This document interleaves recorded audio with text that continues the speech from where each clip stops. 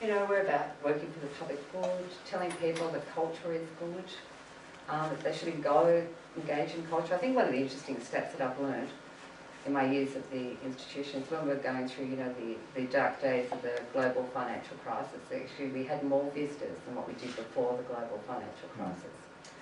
And I think that was a really interesting learning experience for me as a communicator, because you would think that people wouldn't actually, they would be sort of buckling down, but people actually really wanted to connect with their history, with culture. They got something out of that that took them away from, you know, the gloom and doom of what was out there in the environment. So I think that's an interesting point that I learned over probably the most important thing I've learned in the last few years about how the environment can actually affect how people experience you.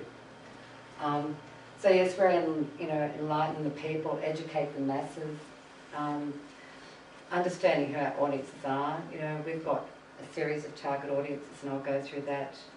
The need of the audience. Everybody comes through a different experience.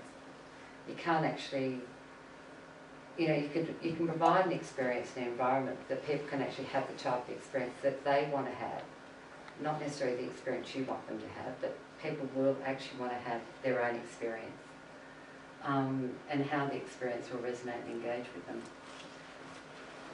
So for the core audience, God, I have help, and I can talk much better without it, because I say that. But for us, we've got core audiences who, you know, we've got school groups. You know, part of the charter of the cultural institution is educating school children. I don't know if anybody's heard of the National Education Tourism Project. They do this fantastic job where they're bringing 167,000 students to the ACT every year to engage in the cultural institution. It's a fantastic organisation, and part of my role as being president of the National Capital Attractions Association is that I actually oversaw the running of that education project for 5 years. So it's kind of like we know there's 167,000 kids coming to the ACT, having an experience with cultural institutions, and they come from as far as Perth, you know, Northern Territory. The federal government actually funds them to come here. So the further away they are, the more the government pays each one of those students to come here. What we have to do as an organisation is work out where we sit in that priority list for that target audience. So we do, you know, the need is a structured learning. They don't want to come in and just wander around. They actually, we spend a lot of time and effort developing education resources that the teachers can download before they come in. They can actually get their heads around what they want to get out of it, or their students to get out of it.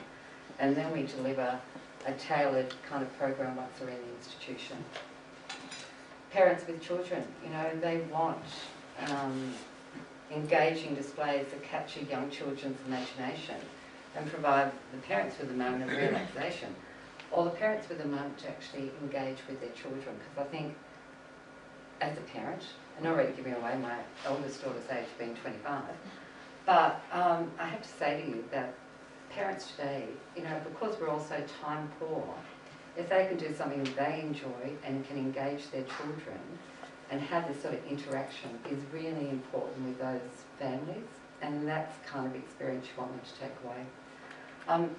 So we do early, you know, we have an incredible amount of programs aimed at families. Actually, we were just saying before, Kelly was just saying that they've been to the Portrait Gallery.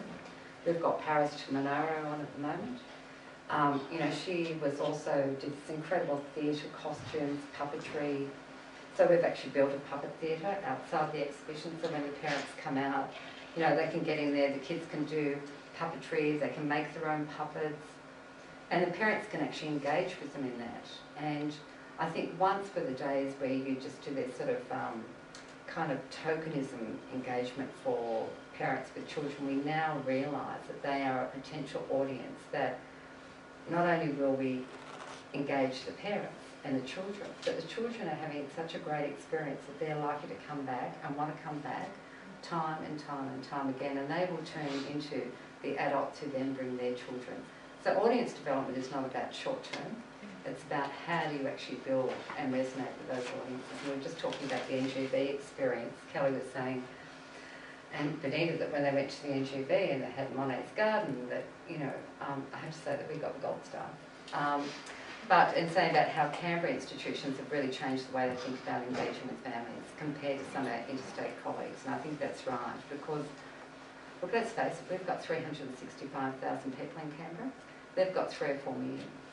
You know, they don't have to try as hard as what we do to actually engage with those audiences and actually get those families coming back and engaging with and providing them a great experience. Tourists. So, you know, we have to be accessible, we have to engage in the subject matter, they have to know what they're going to get. Because in the tourist environment, they come here, they've got, I can tell you now, 50 attractions to see in the ACT, and probably more. And so we have to actually be on the list for the tourists before they actually hit the ACT, because we all know how time poor they are. They come here, they want to see, well, you know what it's like when you go to, I don't know, Sydney, or you go to Paris. You know, you've got a list of places you want to see, where you determine in your mind who you want to see. So we have to be top of mind in the tourist environment. 70% of our visitors come from outside the ACT. So it's a big challenge for organisations. But we have to try and give them an experience. Some of those will be people who can't speak English. And we've got to actually engage with those people. We need to have, you know, multilingual. We need to have tours that we can give in different languages.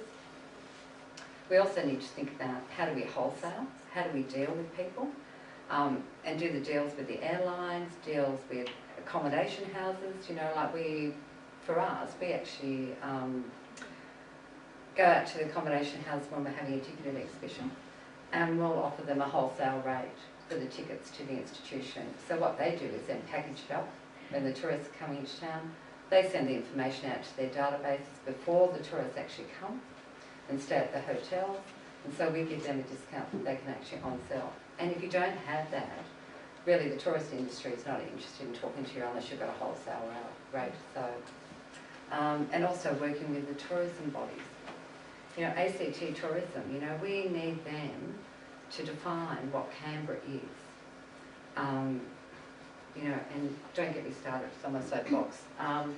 But, you know, we need to work with them for them to understand what is the point of difference of Canberra, what's our unique selling proposition, what's the value proposition that we can actually give to tourists who are coming here. And I don't think we've actually come anywhere close to providing that to people outside the ACT. People come here and they go, wow, you know, I didn't know all this was here. Kind of says that we're not selling the right message out there. And they could talk about as many millions of people who want to come and experience this, but, you know, it's not the right message that we're positioning Canberra. And, you know, we could get on to the creative brand of Canberra, which I think is a really important discussion. We have a lot of people who come to cultural institutions who are older, and I'm talking 60 plus. You know, like I run the membership program, on my staff do, I don't. They are people who want to experience the organisation in a completely different way. So you've got the tourists who are here, they want to come for half an hour. Sometimes they might stay 2. You've got the parents with kids who will probably stay up to 2 hours in your institution. School groups, you know, they're kind of the hour. So they're blocked into an hour. And they might do 5 to 6 institutions in a day. It's hard to give you a really outstanding experience when you've got that. But the pensioners want to come when it's quieter. They are an audience. The grey nomads are an audience that I don't think anybody's really given enough thought to. You know, we've got this incredible group of the population, you know, as we all know them, the baby boomers and the grey nomads, and, you know, I sit in that group, who we don't actually target significantly enough. We sure do through our membership program, but we don't actually think about them as an audience we should be talking to. And I think whether you're an artist, depending on your art, who you want to engage with, you know, they are an audience who've actually got the leisure time, the time to have an engaging experience with you that other groups just don't have. So I think they're a key audience you need to think about.